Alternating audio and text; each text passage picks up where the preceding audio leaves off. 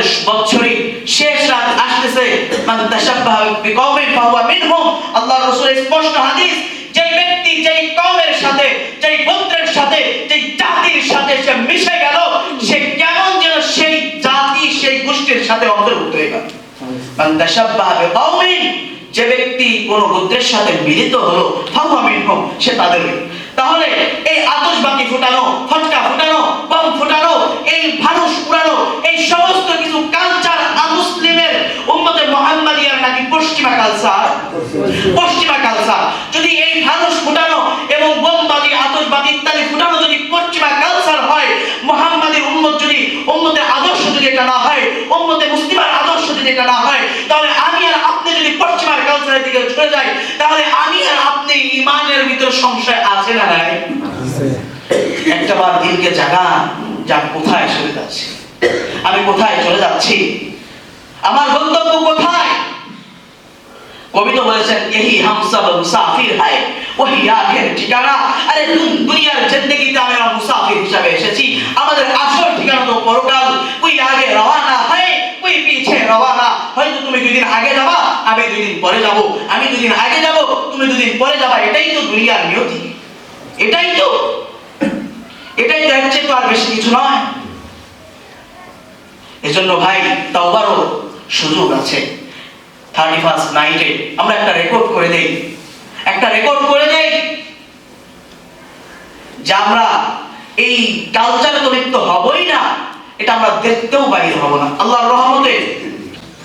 আলহামদুলিল্লাহ, সমস্ত প্রশংসা সেই আল্লাহ জাল্লা জালালুহু ওয়া আযমাহু দরবারে, যে মহান রব্বুল ইজ্জত আমাদের অত্যন্ত মায়া করে, মহব্বত করে, ভালোবেসে সেই স্রষ্টা সৃষ্টির সর্বশ্রেষ্ঠ মাখলুকাত, সর্বশ্রেষ্ঠ সৃষ্টি হিসেবে আমাদেরকে দুনিয়ায় প্রেরণ করেছেন।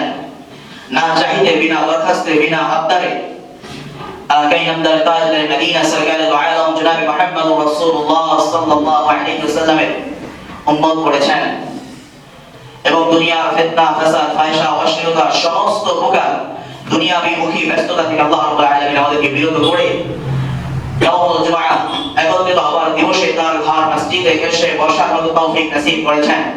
এজন্য সকলেই আমরা অন্তরস্থল থেকে দিল প্রাণ উজাড় করে, কলিজা ঠান্ডা করে, রবের দেওয়া আওয়াজ দিয়ে, রবের দেওয়া শক্তি দিয়ে, রবের দরবারে একবার কালিমাতুশ শুকর হাদিয়া পেশ করি। সকলেই বলেন আলহামদুলিল্লাহ। আলহামদুলিল্লাহ। শ্রেষ্ঠ মাখলুকাত করেছেন আল্লাহ রাব্বুল আলামিন। বছরে 365 দিন রেখেছেন, এটা প্রত্যেকটা বান্দার জন্য বড় নিয়ামত। আল্লাহ রাব্বুল আলামিন বছরে 12টা মাস রেখেছেন, প্রত্যেকটা মাসের এক একটা ফজিলত রয়েছে। এক একটা মাস বনি আদমের জন্য, উম্মতে মুসলিমা, উম্মতে মুহাম্মাদিয়া সকল মুসলমানদের জন্য এক একটা মাস এক একটা নিয়ামত। আল্লাহ রাব্বুল আলামিন বছরে 50 থেকে 52টা জুমা রেখেছেন কমাস কম। এই 52টা জুমা বনি আদমের জন্য, উম্মতে মুহাম্মাদিয়া, উম্মতে মুসলিমা, মুসলমান জাতির জন্য এক একটা জুমা এক একটা নিয়ামত। প্রত্যেকটা দিন এক একটা বান্দার জন্য এক একটা নিয়ামত বহন করে। প্রত্যেক দিন 5 ওয়াক্ত নামাজ, এটা বান্দাদের জন্য, উম্মতে মুহাম্মাদিয়ার জন্য এক এক ওয়াক্ত এক এক রকমের নিয়ামত। এটা আল্লাহ তাআলার পক্ষ থেকে দান করা। তো আল্লাহ রাব্বুল আলামিন আমাদের অত্যন্ত মায়া করে, মহব্বত করে সৃষ্টি করেছেন এবং এই আমলনামায় আমাদেরকে ইবাদত করার জন্য, কি পরিমাণ ইবাদত করব এটা সংক্ষিপ্ত হিসাবের জন্য, কখন কোন মাস, কখন কোন নিয়ামত, কখন কোন সপ্তাহ, কখন কোন নিয়ামত, কখন কি আল্লাহ তাআলা নিয়ামত রেখেছেন, এটা গণনা করার জন্য আল্লাহ তাআলা প্রত্যেকটা বান্দার জন্য দুনিয়ার ভিতরে একটা নিজাম সিস্টেম করে দিয়েছেন। সেই সিস্টেম, সেই নিজামটা হলো বছর, সেই সিস্টেমটা হলো মাস, সেই সিস্টেমটা হলো সপ্তাহ, সেই সিস্টেমটা হলো দিন। এই এক একটা দিন, এক একটা সপ্তাহ, এক একটা মাস, এক একটা বছর আল্লাহ তাআলা বান্দাদের জন্য এক একটা নিয়ামত রেখে দিয়েছেন।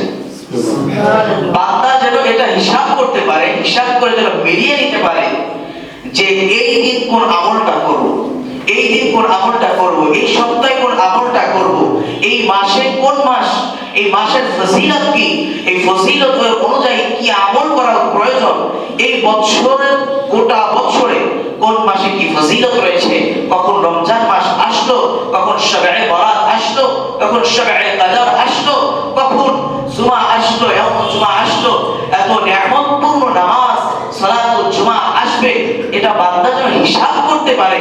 এই হিসাবের জন্য আল্লাহ তাআলা দিয়েছেন, প্রত্যেকটা বান্দার জন্য বছর নির্ধারণ করে দিয়েছেন।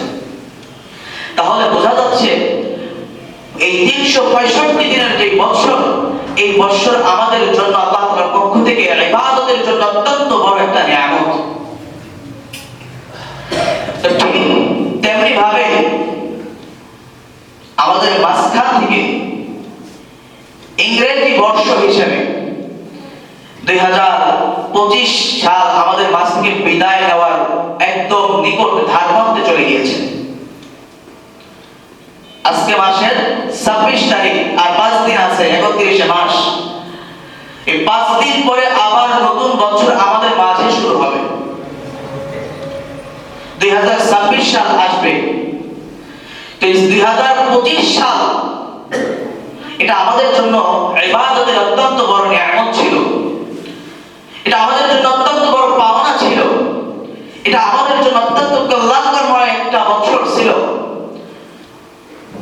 এটা আমাদের জন্য অত্যন্ত বরকতময় একটা বছর ছিল। এখন আমাদের করণীয় কি?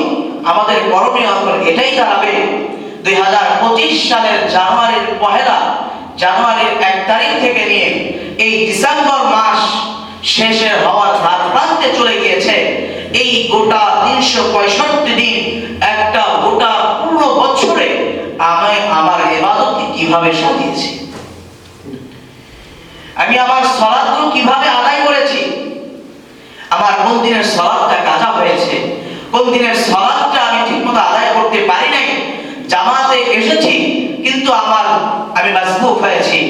এরকম ভাবে এখন আমাদের করণীয় এই বছরের শেষ হওয়ার দ্বার প্রান্তে গিয়ে চিন্তা ভাবনা ফিকির করা, ভাবনা করা, মাথার ভিতরে ঘুরপাক খাওয়া যে আমাকে যে আল্লাহ তাআলা যে নিয়ামত দিলেন, এই নিয়ামতের কতটুকু আমি কদর জারি করলাম, এই নিয়ামতের কতটুকু আমি সম্মান করলাম, এই নিয়ামতের কতটুকু আমি ইহতিরাম করলাম, এই নিয়ামতের কতটুকু আমি ইজ্জত করলাম, এই নিয়ামতকে আমি কতটুকু গনিমত মনে করলাম।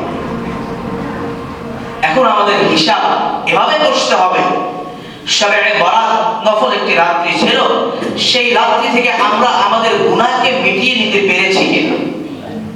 শবে কদর আমাদের জন্য ক্ষমার একটি রাত্রি ছিল, 83 বছরের ইবাদতের সওয়াব আল্লাহ তাআলা এক রাতে দিয়ে থাকেন। কোরআনের ভাষায় যেটাকে বলা হয় 1000 মাসের চাইতেও বেশি, আল্লাহ শাহরে 1000 মাসের চাইতেও যেই মাসের সবচেয়ে বড় কদর সেটা ছিল শবে কদর, অর্থাৎ ভাগ্য পরিবর্তনের রাত। এবং বছর হিসাবে সেটা 83 বছর প্লাস হয়। তো আমি যদি 80 বছর বর্তমান ভর হায়াত, কারণ মৃত্যুর কোনো গ্যারান্টি নাই, কে কখন চলে যাবে, একজন বৃদ্ধ বাবাজিরও গ্যারান্টি নাই সে চলে যাবে, যুবকের গ্যারান্টি নাই সে দুনিয়ায় থাকবে, কিশোরের গ্যারান্টি নাই সে দুনিয়ায় থাকবে, শিশুর গ্যারান্টি নাই সে দুনিয়ায় থাকবে, মাতৃগর্ভে আছে তার গ্যারান্টি নাই সে দুনিয়ায় এসে হাওয়া দেবে। তো কারো দুনিয়ার থাকার কোনো গ্যারান্টি নাই। তাহলে আমি যদি 30 বছর বাঁচি, আমি যদি 40 বছর হায়াতের জিন্দেগিতে থাকি, আমি যদি 60 বছর হায়াতের জিন্দেগিতে থাকি, তাহলে আমি যদি 60 বছর পরে যদি ইন্তেকাল করি, বর্তমান যেটা আমাদের সমাজে বলা হয় মানুষের গড় হায়াত 60-এর নিচে এসে গিয়েছে, 60 ছিল 60-এর নিচে এসে গিয়েছে। তো যেই কথাটা বলা হয় বললাম 60 বছর 70 বছর, কিন্তু আমি ওই যে একটা কদর পেয়েছি, আল্লাহর কাছ থেকে একটা কদর নিয়েছিলাম, ক্ষমা করিয়ে নিয়েছিলাম, তাহলে আমি যে এখন 60 বছর জিন্দেগি হায়াতের জিন্দেগি আমি ইন্তেকাল করলাম, তাহলে কাল ময়দানে মাহশারে আল্লাহ যখন আমার কাছ থেকে থেকে হিসাব চাবে, তখন আপনি তো হিসাব দিবেন না, বরং আল্লাহকে পাল্টা আল্লাহর সাথে বিতর্কে লিপ্ত হয়ে যাবে। উম্মতে মুহাম্মাদি, আল্লাহ আমাকে তুমি যে নিয়ামত দিয়েছিলে সবে কদর, সেটা আমি ইবাদত করেছিলাম, সেটার মেয়াদকাল ছিল, ইবাদতের ফজিলত ছিল 83 বছর 1000 মাস। তাহলে আমার 83 বছর যদি আমি ইবাদত করে মানে ফজিলত যদি পেয়ে থাকি, সওয়াব যদি পেয়ে থাকি, তুমি আমাকে জিন্দেগীর হায়াতে রেখেছো, দুনিয়ায় রেখেছো মাত্র 60 বছর, এখনো 23 বছরের পাওনা আমি তোমার কাছে পাই। আল্লাহর সাথে বান্দা জেরাই লিপ্ত হয়ে যাবে যে তোমার কাছে আমি 23 বছর পাই, তুমি আমার কাছে কিসের হিসাব চাও? এজন্য মেরে ভাই, দোস্ত, বুজুর্গ, আজিজ, প্রত্যেকটা বছর আমাদের জন্য অত্যন্ত বড় নিয়ামত। এখন আমাদের ফিকিরের সময়, যেই যে বছর ছিল 25 সালের যে রমাদানটা ছিল, এই রমাদানটা আমি কিভাবে পালন করেছি, কিভাবে আদায় করেছি, এটা আমার ফিকিরের সময়। কোন রোজা আমার কাজা হয়েছে কিনা, কোন রোজা যদি আমার কাজা হয়ে থাকে সেটা আমি আদায় করেছিলাম কিনা। একটা হাদিস তো আছে, যদি কোনো ব্যক্তি একটা রোজা কাজা করে, তাহলে সারা বছর যদি সে রোজা থাকে, তাহলে তার সেই একটা ফরজ রোজা রমজানের রোজার সমতুল্য হবে না। তাহলে এরকম ভাবে প্রত্যেকটা আমল, প্রত্যেকটা ইবাদত আমার এবং আপনার সকলের বিবেচনা আনা প্রয়োজন। এই সারা বছর আমি কি করলাম, এটা আমাদের অত্যন্ত বড় নিয়ামত। এই দুনিয়ার মোহে পড়ে অনেকে অনেক করেছে, অনেকে দুনিয়া বরবাদ করে দিয়েছে আখিরাতের সাথে সাথে। অনেকে অনেক কিছু করতে চেয়েছে, দুনিয়ায় সে স্টপ হয়ে গিয়েছে।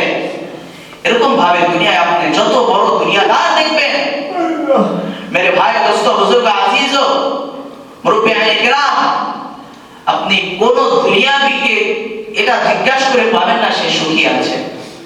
কিন্তু একজন ইবাদতগুজার দরিদ্র অসহায় ব্যক্তিকে জিজ্ঞান, সে সর্বপ্রথম বলবে আমার মালিক আমাকে অনেক ভালো রেখেছে।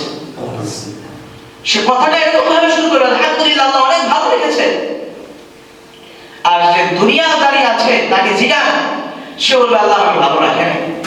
আর বলবো না ভালো নাই, এটা নাই, ওটা নাই।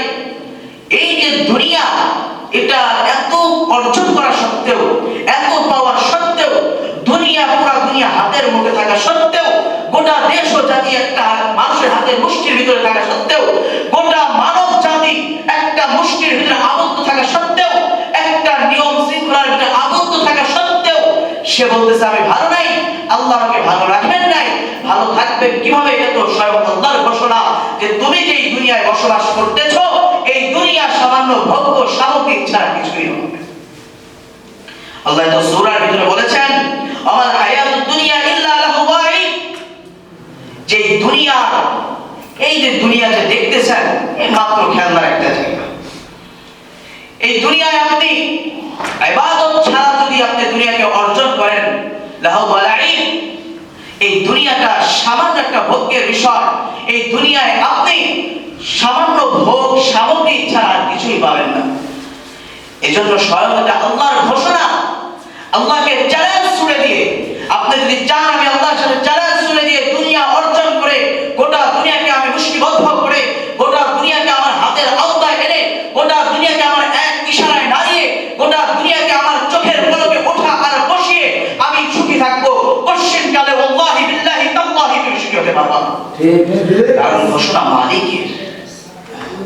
এই দুনিয়াটা তো সামান্য খেলার বস্তু, ভোগের জন্য তোমাকে দিয়েছে।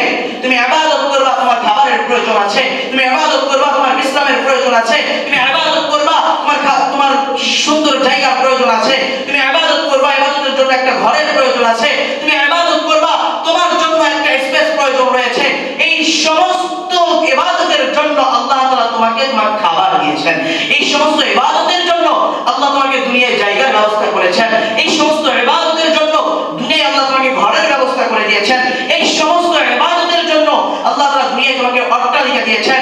এই ইবাদত করার জন্য আল্লাহ তাআলা তোমাকে রিজিক দিয়েছেন। এই ইবাদত করার জন্য আল্লাহ তোমাকে অর্থ, পরিধন, সম্পদ, টাকা পয়সা দিয়েছেন। এটাকে তো মূল্যায়ন, গনিমত মনে না করে অহংকার যদি করো, তাহলে তুমি পশ্চিমকালেও সুখী হতে পারবে না। এটা আল্লাহর ঘোষণা। তুমি আল্লাহকে ছেড়ে কোথায় যাচ্ছ? চিন্তা করেন, একটাবার ভাবেন, চোখটা বন্ধ করেন, নামাজ পড়ে চোখটা বন্ধ করে বুকে হাত দেন, বুকে হাত দিয়ে একটুবার ভাবেন, দিলকে প্রশ্ন করেন, তোমাকে আল্লাহ কিসের জন্য সৃষ্টি করেছিলেন? তোমাকে আল্লাহ কিসের জন্য সৃষ্টি করেছিলেন? কিসের জন্য পাঠিয়েছেন? কিসের আবার কি নিয়ে কি অর্জন করে তুমি দুনিয়া থেকে কবরে চলে যাও? একটাবার ভাবেন, কিসের জন্য আল্লাহ পাঠাইলো, কি করতেছি, কি নিয়ে যাব? তিনটা প্রশ্ন দিলকে করেন না, অটোমেটিক আপনার ভিতর থেকে উত্তর চলে আসবে। অটোমেটিক উত্তর চলে আসবে যদি আপনি দুনিয়ার সমস্ত ধ্যান, ভাবনা, চিন্তা, চেতনা বাদ দিয়ে শুধু আল্লাহর দিকে তাওয়াজ্জু ইলাল্লাহ, আল্লাহর দিকে মুতাওয়াজ্জু হয়ে, আল্লাহর দিকে ধাবিত হয়ে, আল্লাহর দিকে ধাবিত হয়ে সমস্ত চিন্তা ভাবনা, ব্যবসা বাণিজ্য, পরিবারস্থ, সন্তান, বিবি, বাল বাচ্চা যা আছে, আত্মীয় স্বজন, সকলের চিন্তা 5টা মিনিটের জন্য বাদ দিয়ে দেন। ব্যবসা বাণিজ্য যত টেনশন আপনার মাথার ভিতরে আছে সব বাদ দিয়ে দেন। 5টা মিনিট বসেন, আল্লাহ তাআলার কে ভাবেন, আল্লাহ তাআলা যে নিয়ামত দিয়েছে, এই নিয়ামতের কতটুকু কদর করেছি, কি দিয়ে পাঠালেন, কি করতেছি, কি নিয়ে যাব? এই তিনটা প্রশ্ন দিলকে করেন, সমস্ত চিন্তা ভাবনা বাদ দিয়ে। আশা করি আপনার ভিতর থেকে আপনাকে উত্তর দিয়ে দেবে। আমি আশান্বিত, আপনাদেরকে আশাহত করছি না, আপনাদেরকে আশান্বিত করছি, আপনাদের ভিতর থেকে, দিল থেকে উত্তর এটা চলে আসবে ইনশাআল্লাহ। শর্ত, আপনাকে দুনিয়া, পরিবার, আত্মীয় স্বজন, বন্ধু বান্ধব, ব্যবসা বাণিজ্য, চাকরি, সমস্ত কিছুর চিন্তা, সমস্ত কিছুর ভাবনা, সমস্ত কিছুর ধান্দা বাদ দিয়ে শুধু মুতাওয়াজ্জু ইলাল্লাহ, আল্লাহর দিকে তাওয়াজ্জু হয়ে, মুতাওয়াজ্জু হয়ে শুধু একটা ভাবেন, উত্তর পেয়ে যাবেন। এই দুনিয়া থাকার কোনো জায়গা নয়। পয়গম্বর আলাইহিস সালাম করে এসেছেন, তারা চলে গিয়েছেন। সাইয়্যিদিনা হযরত মুহাম্মদ রাসূলুল্লাহ সাল্লাল্লাহু আলাইহি ওয়াসাল্লাম যাকে সৃষ্টি না করলে আল্লাহ তাআলা দুনিয়া সৃষ্টি করতেন না, কোনো কিছুই সৃষ্টি করতেন না, যার উসিলায় সমস্ত দুনিয়া সৃষ্টি করলেন, সেই মহামানবী যদি চলে যান, আমি আর আপনি তো অনেক ব্যবধান, অনেক দূরের স্তর, যেখানে হযরত মুহাম্মদ রাসূলুল্লাহ সাল্লাল্লাহু আলাইহি ওয়াসাল্লাম এত ইবাদত করা সত্ত্বেও, এত আল্লাহর দিকে তাওয়াজ্জু হওয়া সত্ত্বেও, এত বন্দেগী সত্ত্বেও, এত নফল রোজা, এত ফরজের সাথে সাথে এত নফল ইবাদত, এত জিকির আজকার, কোরআন তেলাওয়াত, এতটা সত্ত্বেও যেই মানব, যেই মুহাম্মদ সাল্লাল্লাহু আলাইহি ওয়াসাল্লাম বলতেছে, আম্মা জান আয়েশা রাদিয়াল্লাহু তাআলা আনহা, হযরত ফাতিমাতুজ জাহরা রাদিয়াল্লাহু তাআলা আনহা, এদেরকে ডাক দিয়ে বলতেছেন, কাল ময়দানে মাহশারে তুমি এই পরিচয় দিয়ে ফারেক হতে পারবা না, চলে যেতে পারবা না যে আমি মুহাম্মদ রাসূলুল্লাহ সাল্লাল্লাহু আলাইহি ওয়াসাল্লামের স্ত্রী।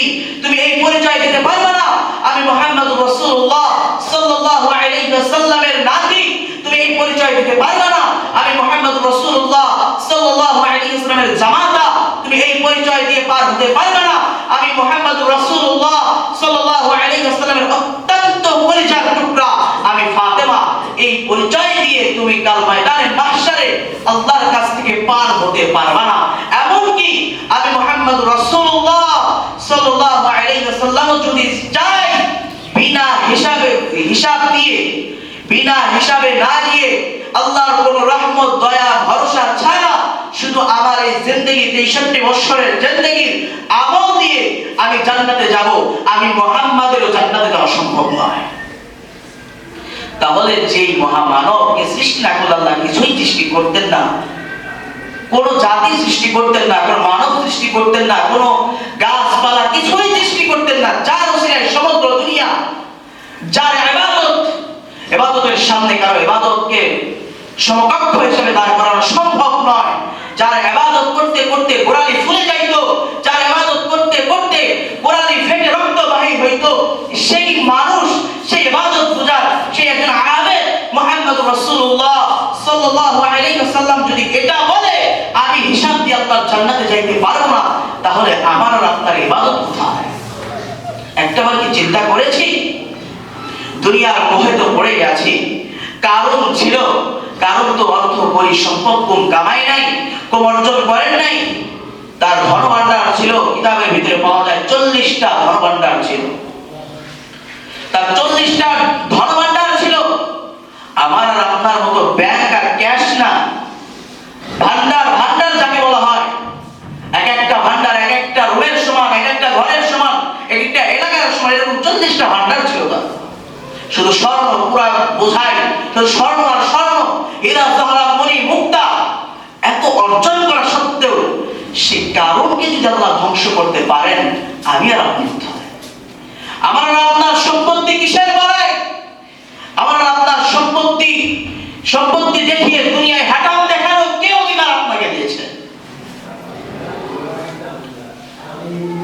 আল্লাহ তো বলেছেন ওলা তামশি ফিল আরদি মারহা, বান্দা জমিনের ভিতরে অহংকার বশত সিনা টান করে তুমি চলো না।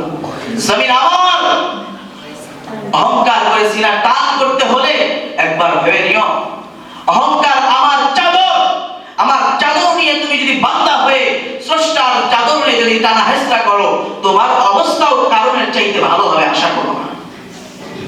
আর যদি বলেন আমি ক্ষমতা দিয়ে ক্ষমতা দেখাবো, তাহলে আপনি তাকান সেই ফিরআউনের দিকে, সেই ফিরআউনের দিকে তাকান। এখনো মিশরের জাদুঘরের আছে। আল্লাহ তাআলা গোটা উম্মতে মুহাম্মাদি, গোটা বিশ্ববাসীর জন্য কিয়ামত পর্যন্ত সেটা নিদর্শন হিসেবে রেখে দিয়েছেন। মুকাজ্জিবিন, যে মিথ্যুক কাফের মিথ্যাবাদীদের অবস্থা কি ভয়ানক, কি কঠিন, কি নির্মম, কি নির্দয় হতে পারে, এটা আল্লাহ তাআলা দেখানোর জন্য, শিক্ষা দেওয়ার জন্য, বোঝাবার জন্য আল্লাহ তাআলা এখনো তার লাশকে রক্ষত রেখে দিয়েছে। একটাবার ভাবেন, যার ক্ষমতায় চোখের ইশারা মানুষ উঠতো আর বসতো, যার আঙ্গুলের ইশারায় মানুষ এক একটা মানুষকে খুন করে ফেলতো, যার এক একটা হাতের ইশারা এক একটা অঞ্চল, এক একটা শহর, এক একটা দেশ বিজয় করে ফেলতো, এরকম একটা রাজা, ক্ষমতাশীল বাদশা, সেও যদি আল্লাহর হাত থেকে রেহাই না পায়, আমি আর আপনি ক্ষমতার বড়াই দিয়ে কতদূর চলে যাব? একটাবার ভাবিছি, একটাবার ভেবে দেখি, আমার আপনার ক্ষমতার দৌড় কত দূরই বা হোক, আমি ক্ষমতার জোর দেখিয়ে আমি কত দূরই বা যেতে পারবো, একটাবার ভাবি না। এজন্য ভাই, আমাদের যেহেতু চলে যেতেই হবে, জন্মেছি যেহেতু দুনিয়ার বুকে, চলে যেতে একদিন হবে। কুল্লু নাফসিন যায়কাতুল মাউত, প্রত্যেকটা জানদার প্রাণীকে মৃত্যুর স্বাদ গ্রহণ করতেই হবে, করতেই হবে। আল্লাহ তাআলা করতে হবে বলেন নাই, করতেই হবে তাকিদ দিয়েছেন, জোর তাকিদ বুঝিয়েছেন, আমাকে আপনাকে মৃত্যুবরণ করতেই হবে। তো আমাকে যেহেতু মৃত্যুবরণ করতেই হবে, আপনাকে যেহেতু মৃত্যুবরণ করতেই হবে, তাহলে আমি কিসের সম্পদের বড়াই দেখাই, কিসের রাজত্বের বড়াই দেখাই, কিসের ক্ষমতার বড়াই দেখাই? এই ক্ষমতার বড়াই, রাজত্বের বড়াই, এটা আমার জন্য ক্ষণস্থায়ী, সাময়িকের জন্য। সুতরাং মাঝখান দিয়ে এটাই হবে, আপনি ইবাদতের স্বাদ পাবেন না, ইবাদতের মজা পাবেন না, হালাওয়াতুল ঈমান, ঈমানের মজা পাবেন না, ঈমানের মিষ্টতা পাবেন না, ঈমানের স্বাদ পাবেন না। আপনি একজন মুসলমান এই হিসাবে আপনি নিজে শান্তি পাবেন না। এজন্য ইবাদতের বড় প্রয়োজন, ইবাদতের জন্য বড় প্রয়োজন। এই ইবাদতের জন্য আল্লাহ তাআলা সহজ করে দিয়েছেন। একটা বছর আল্লাহ তাআলা আমাদেরকে দিয়েছেন, এটা হিসাব করে দিয়েছেন যে এই মাসে এই ইবাদত, এই মাসে এই ইবাদত, এই মাসে এই ইবাদত। তাহলে বান্দার কোনো কষ্ট হলো না, বান্দার সুবিধার্থে বান্দা যেন ইবাদত করতে পারে, এই সুবিধার্থে আল্লাহ তাআলা বছর নির্ধারণ করে দিয়েছেন। এত সুন্দর সিস্টেম আল্লাহ তাআলা আমাদের জন্য দিয়েছেন, নিজামুল আওকাত তৈরি করে দিয়েছেন আল্লাহ তাআলা। এই নিজামের ভিতরে আমি আর আপনি না চলে দুনিয়ার কোন মোহে পড়লাম, দুনিয়ার কার দিকে ছুটতেছি, দুনিয়া কার দিকে চলে যাচ্ছে, দুনিয়ার রঙিন তামাশা, এই তামাশার দিকে আমি আর আপনি কেনই বা বারবার ছুটে যাচ্ছি? বারবার কেনই বা আমি আর আপনি গুনাহ করতেছি? বারবার কেনই বা আমি আর আপনি তওবা করতেছি? বারবার কেনই বা আমি আর আপনি তওবার উপরে ইস্তেকামত, অটল অবিচল দৃঢ় থাকার প্রয়াস গ্রহণ করতে পারছি না? কেন পারছি না? একবার ভাবতে হবে, আপনি তো আল্লাহর নিজাম থেকে বাইরে চলে গিয়েছেন। এজন্য মেরে ভাই, দোস্ত, বুজুর্গ, আজিজ, এই এই দুনিয়াটা সামান্য ভোগের জায়গা, এই দুনিয়াটা সামান্য ভোগ বিলাসের জায়গা। এই দুনিয়া অর্জন করে আপনি জান্নাত পাবেন না। এই দুনিয়া অর্জন করে আপনি আল্লাহর দিদার পাওয়ার আশা করেন না। এই দুনিয়া অর্জন করে দুনিয়ার মোহে ছুটে আপনি আখিরি জামানার পয়গম্বর নবী মুহাম্মদ রাসূলুল্লাহ সাল্লাল্লাহু আলাইহি ওয়াসাল্লামের শাফায়াত আশা করেন না। এই দুনিয়ার মোহে পড়ে আপনি এই লাল পানি ইত্যাদি খেয়ে, এগুলো খেয়ে কাল ময়দানে মাহশারে আপনি মুহাম্মদ রাসূলুল্লাহ সাল্লাল্লাহু আলাইহি ওয়াসাল্লামের নিজ হাতে হাউজে কাউসারের পানি খাবারের আশা করেন না। আপনি যেগুলো বরবাদ করে দিয়েছেন, আপনি সিজদা বেশি বেশি দেন, ওযু বেশি বেশি করেন। হযরত মুহাম্মদ রাসূলুল্লাহ সাল্লাল্লাহু আলাইহি ওয়াসাল্লাম আল্লাহকে প্রশ্ন করেছেন, আয় পরওয়ারদিগার, কাল ময়দানে মাহশারে আমি আমার উম্মতকে কিভাবে চিনব? আমি আমার উম্মতকে যে সুপারিশ করব, আমি আমার উম্মতকে কিভাবে চিনব? আল্লাহ তাআলা বলে দিয়েছেন স্পষ্ট ভাবে, আল্লাহ রাসূল সাল্লাল্লাহু আলাইহি ওয়াসাল্লাম হাদিসের ভিতরে বলেছেন, যেই বান্দা তোমার উম্মতকে কিভাবে চিনবা, তার একটা নিদর্শন এরকম থাকবে যে তোমার উম্মতগণ বেশি বেশি ওযু করবে, যতটুকু ওযুর সময় ধৌত করবে, কাল ময়দানে মাহশারে সেই স্থানগুলো জ্বলজ্বল জ্বলজ্বল করতে থাকবে। সুবহানাল্লাহ। সিজদা বেশি বেশি করবে, কপালে জ্বলজ্বল করতে থাকবে, নূর চমকাইতে থাকবে। আল্লাহ রাসূল তাদেরকেই সুপারিশ করবেন, তাদেরকেই জান্নাতে নিয়ে যাবেন। সুবহানাল্লাহ। তাহলে আমি আর যদি নামাজই না করি তাহলে ওযু করব না। ওযু যদি না করি, নামাজ পড়লাম না, নামাজও পড়লাম না, ইবাদতও করলাম না, কোরআনও শিখলাম না, হাদিসও শিখলাম না, দ্বীনও শিখলাম না, দ্বীনও বুঝলাম না, কিছুই করলাম না, আমি মুহাম্মাদের কিভাবে সুপারিশের আশা করি? এই দুনিয়ার মোহে আমি কিভাবে পড়ে থাকি? একটা বার কি দিলে ধাক্কা লাগে না? একটা বার কি দিলে ধাক্কা লাগে না? আল্লাহ কি জন্য সৃষ্টি করলেন? কি জন্য আমাদেরকে বছর দিলেন? কি জন্য দিলেন আল্লাহ তাআলা? একটা বার কি ধাক্কা লাগে না? 24টা ঘন্টা ফ্রি সার্ভিস খাচ্ছি, 24টা ঘন্টা শ্বাস নিচ্ছি, পানি পান করছি, এই একটা বার কি ধাক্কা দিচ্ছে না? আমার ভিতরে যে পার্টস পাতিগুলো রয়েছে, এগুলো কিভাবে সে কাজ করতেছে? এগুলোর খোরাক কি? এগুলো কিভাবে আল্লাহ তাআলা চালাচ্ছেন? এগুলো কিভাবে চলতেছে? আমাকে চালাচ্ছে, আমাকে হাঁটাচ্ছে, আমাকে বিবেক দিয়েছেন আল্লাহ তাআলা। বিবেকটা তো দুনিয়ার পেছনে খরচের জন্য দেন নাই, দুনিয়ায় সামান্য দিবা আর বাকি 90% তো আল্লাহ তাআলার জন্য রাখা প্রয়োজন। আমি আর আপনি যদি এটা নাই পারি, অন্তত পক্ষে 70-75% বিবেক তো আমি আল্লাহর জন্য, ইসলামের জন্য, দ্বীনের জন্য, কোরআনের জন্য, সুন্নাহর জন্য, হাদিসের জন্য, আসারের জন্য, আল্লাহর রাসূলের দেখানো পথ, সাহাবায়ে কেরাম রিদওয়ানুল্লাহি তাআলা আলাইহিম আজমাইনের দেখানো পথ, এটা বিবেচনা করার জন্য তো 70-75% বিবেক আমার আপনার খরচ করা প্রয়োজন ছিল। বছরের কোন মহৎ দিন আসলে, আমার আর আপনার উচিত তো এটা হবে ইবাদতটা বেশি করি, গুনাহ থেকে বঞ্চিত থাকি। কারণ আল্লাহর কাছে এভাবে যাবে যে এই 2025 সালে বান্দা সারা বছর এই ইবাদতটা করেছে, এই বছরে ইবাদতটা এই সাইটে, 2024 সালে বান্দা এই ইবাদত সমগ্র বছরে এই ইবাদতটা করেছে এক সাইটে, 2023 বান্দা এই ইবাদতগুলো করেছে এক সাইটে।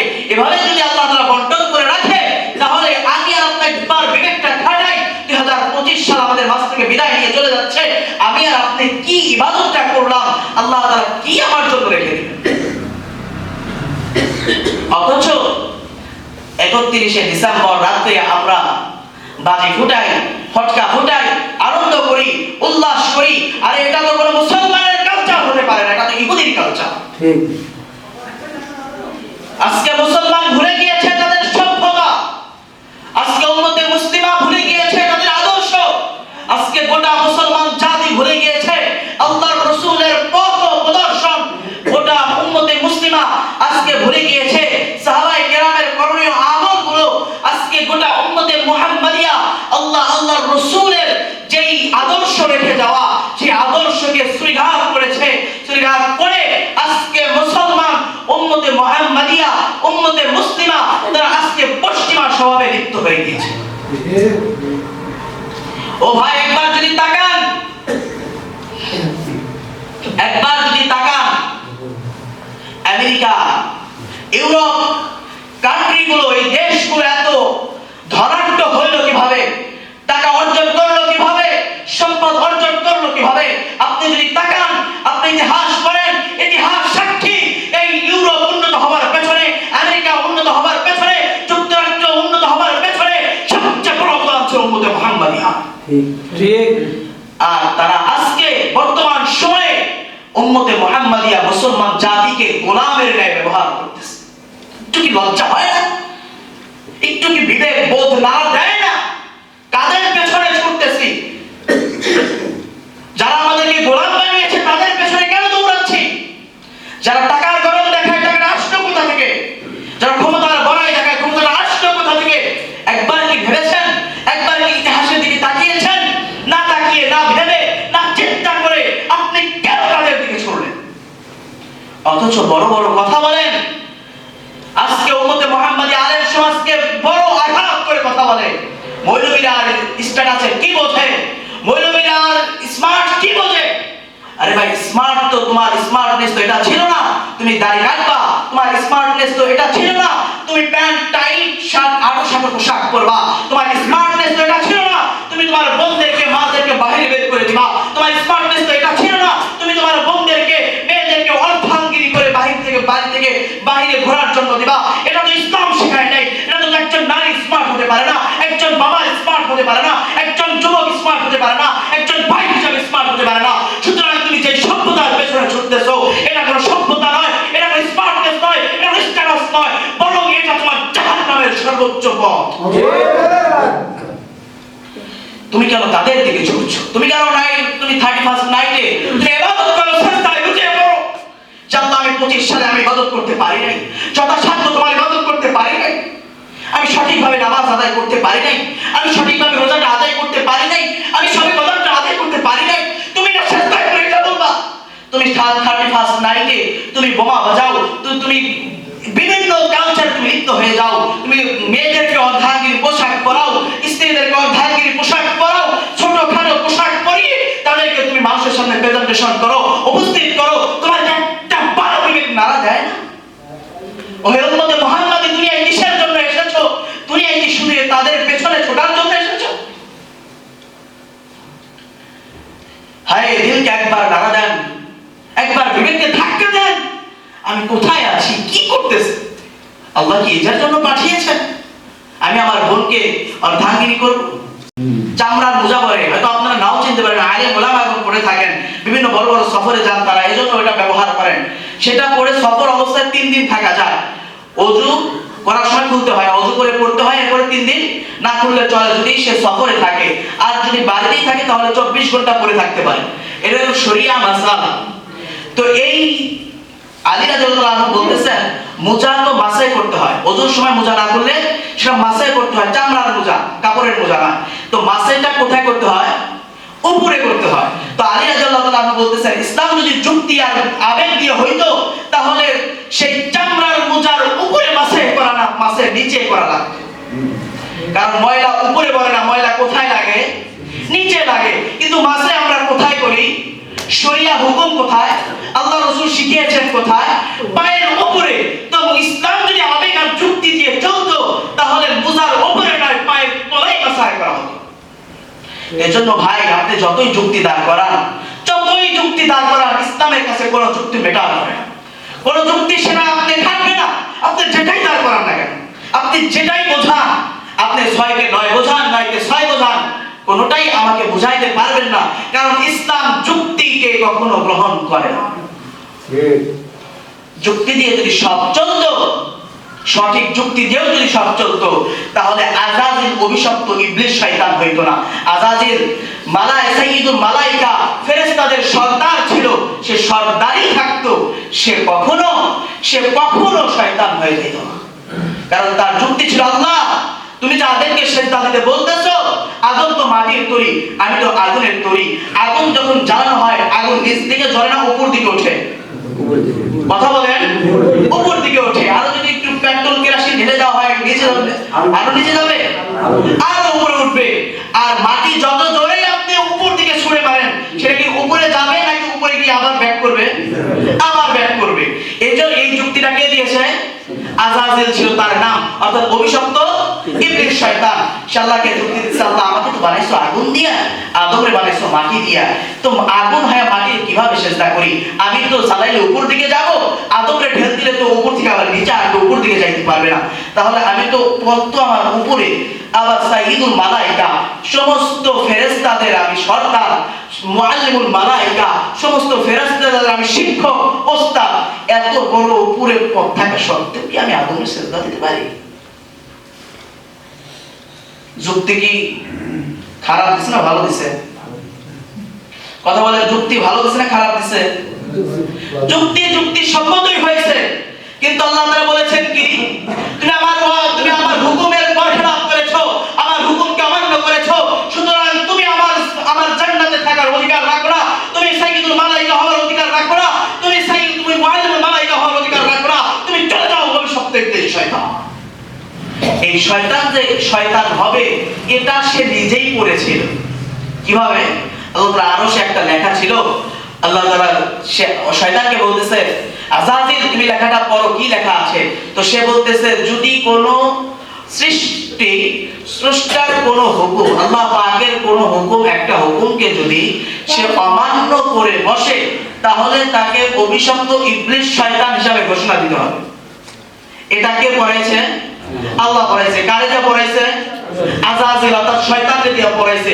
তার কিছুদিন পরে প্রথম অমান্যটা কে করেছে? সে নিজেই করেছে।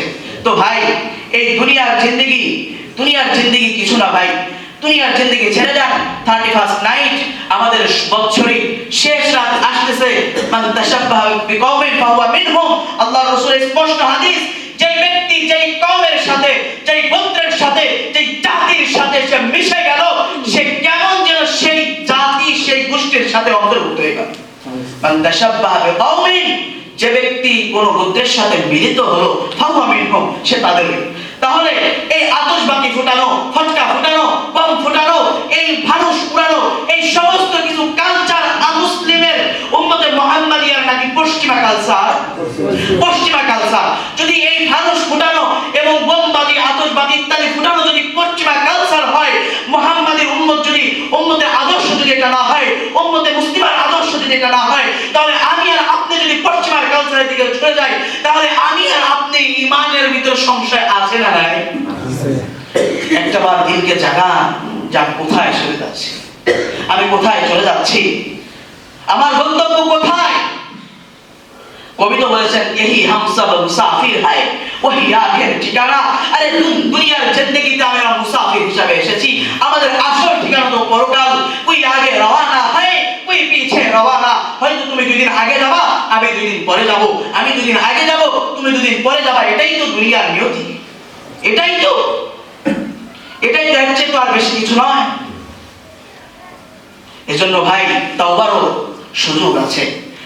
31st নাইটে আমরা একটা রেকর্ড করে দেই, যে আমরা এই কালচার তো লিপ্ত হবই না, এটা আমরা দেখতেও বাইর হব না। আল্লাহর রহমতে গ্রামে এতটা তোলপাড় আছে খুব কম, এরপর যতটুকু আছে এটাও কাম্য নয়, শহরের তুলনায় কম। আল্লাহর রহমতে 2টা বছর আমি শহরে গিয়ে 31st নাইট পেয়েছি। আল্লাহর রহমতে বুকে হাত দিয়ে বলতে পারি, আমি দোয়া দরুদ করে ঘুমিয়েছি। এত আওয়াজ হওয়া সত্ত্বেও আমার ঘুম ভাঙে না ইনশাআল্লাহ।